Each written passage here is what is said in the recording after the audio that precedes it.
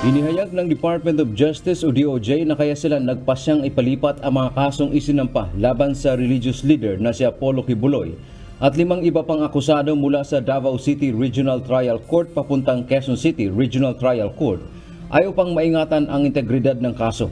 Kinukonsidera din anya ng DOJ ang kaligtasan ng mga testigo. Nai-impluwensya na po yung mga judge sa Davao, pero syempre, para lang manigurado, we have to put the case in an area where it is free from any possible influence. No?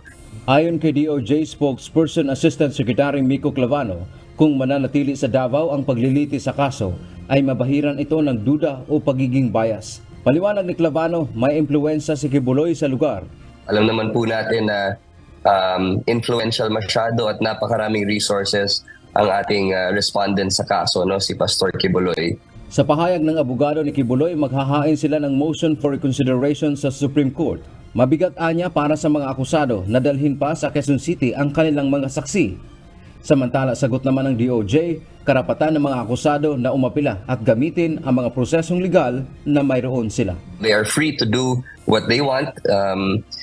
May mga remedies naman po ata sila. Pero ang sa atin, bakit hindi natin gusto na mailagay yung ating yung kaso sa isang lugar kung saan wala talagang impluwensya? Dante Amento, UNTV News and Rescue. Diyos ang aming sandigan, serbisyo publiko ang aming pinahahalagahan.